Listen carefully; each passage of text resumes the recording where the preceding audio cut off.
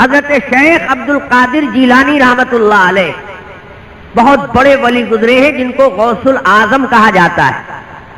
شیخ محی الدین عبد القادر جیلانی رحمت اللہ علیہ نے اپنی کتاب میں خود اپنا واقعہ لکھا کہ اگر میں عالم نہ ہوتا تو شیطان نے تو مجھ کو اپنے شیشے میں اتار لیا تھا، شیطان نے تو مجھ کو بہکا لیا تھا، لیکن میرے علم نے بچا لیا مجھ کو۔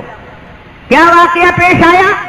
واقعہ یہ پیش آیا، عابد زاہد آدمی تھے، ذاکر شاغل آدمی، کوئی نفل نماز اور کوئی ذکر اور کوئی اچھا وظیفہ اور کوئی نیک عمل چھوڑتے نہیں تھے۔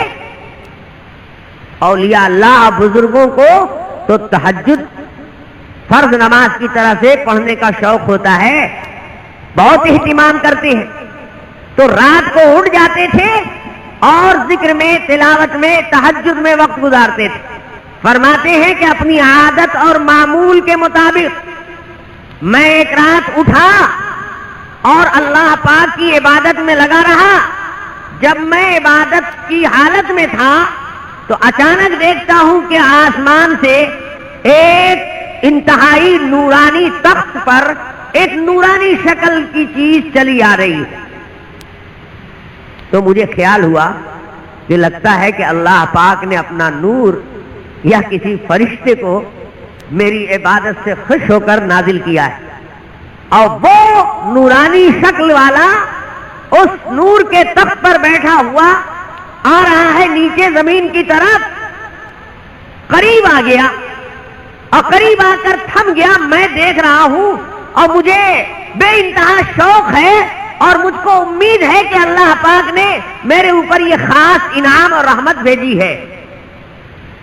اچانک اس نورانی تخت والے سے آواز ملتی ہے، عبد القادر جا، تیرا بیڑا پار ہو گیا، تجھ کو بخش دیا میں نے، اب تجھ کو کوئی محنت مشقت مجاہدہ کرنے کی ضرورت نہیں ہے، اتنا راتوں کو اٹھ کر جاگنے کی ضرورت نہیں ہے، اتنا نمازوں کے لیے پریشان ہونے کی ضرورت نہیں ہے، تیری عبادت قبول اور تیری نجات کر دی میں نے، بخش دیا۔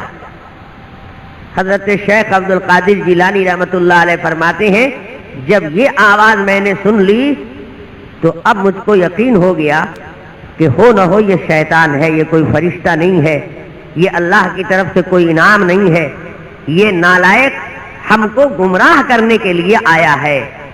کیونکہ زندہ رہتے ہوئے، اس دنیا میں رہتے ہوئے کسی سے عبادت معاف ہو جائے اور کسی سے نماز معاف ہو جائے، اگر اس کی کوئی گنجائش ہوتی تو اللہ کے حبیب سرور کائنات صلی اللہ علیہ وسلم مرتے دم تک نماز کا اہتمام نہیں کرتے، ان سے بھی زیادہ کوئی اونچا ہوگا، چہیتا ہوگا، لیکن رسول پاک صلی اللہ علیہ وسلم بیماری کی حالت میں بھی جماعت سے نماز پڑھنے کے لیے دو صحابی کا سہارا لے کر اخیر وقت میں آئے تھے، اور جب جماعت میں شریک ہونے کے لائق نہیں رہے تو کمرے میں آپ نے نماز پڑھی۔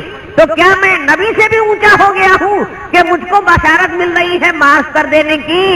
یہ اللہ پاک کا اعلان نہیں ہے، یہ اللہ کا انعام نہیں ہے، وہ ابلیس لگتا ہے کہ ہم کو برباد کرنے کے لیے یہ بشارت سنا رہا ہے۔ میرے علم نے جب مجھ کو یقین دلایا تو میں نے سوچا کہ ذرا آزما ہی کیوں نہ لیا جائے کہ یہ شیطان ہے یا رحمت کا فرشتہ ہے، تو میں نے بلند آواز سے کہا، لا حول ولا قوت الا باللہ العلی العظیم۔ جیسے ہی لا حول پڑھا تو نہ نورانی تخت ہے اور نورانی چہرہ بھی نہیں ہے، سب غائب ہو گیا۔ تو مجھے یقین ہو گیا کہ یہ شیطان تھا۔ لکھتے ہیں کہ میرے علم نے مجھ کو بچا لیا، اگر میرا علم نہ ہوتا تو اس دن میں بچ نہیں سکتا تھا۔ اس لیے فرمایا گیا ہے، رسول پاک صلی اللہ علیہ وسلم سے صحابہ نے پوچھا، اے اللہ کے رسول، عابد کا درجہ بڑا ہے یا عالم کا درجہ بڑا ہے؟ حضور سے صحابہ نے سوال کیا، یہ بتائیے عالم کا درجہ بڑا ہے کہ عبادت گزار کا درجہ بڑا ہے؟ یعنی جو نفل عبادت زیادہ ادا کرتا ہو اس کا درجہ بڑا ہے یا عالم کا درجہ بڑا ہے جو نفل زیادہ عبادت نہ کرتا ہو؟ فرض اور واجب تو اس کو کرنا ہی ہے، لیکن زیادہ نفل عبادت نہ کر کے علمی کام میں رہتا ہے، یہ کتابوں کا مطالعہ کرتا ہے، مسائل کی معلومات کرتا ہے اور علم کے چیزوں کی تحقیق میں لگا رہتا ہے، تو اس کا دماغ دوسری چیز میں لگا ہوا ہے، وہ زیادہ نفل نہیں پڑھ پاتا. تو جو زیادہ نفلی عبادت کرنے والے ہیں درجہ ان کا زیادہ ہے کہ عالم کا زیادہ ہے؟ تو رسول پاک صلی اللہ علیہ وسلم نے کیا جواب عطا فرمایا؟ حدیث پاک میں جواب حضور کا موجود ہے. اللہ کے حبیب صلی اللہ علیہ وسلم فرماتے ہیں فضل العالم علی العابد کفضلی علی ادناکم. عالم کا درجہ عبادت گزار پر اتنا زیادہ ہے جیسے میرا درجہ تمہارے اوپر زیادہ ہے.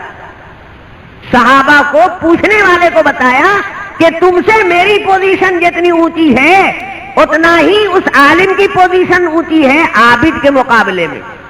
شیطان عبادت گزار کو بہت آسانی سے فریب میں کر لیتا ہے.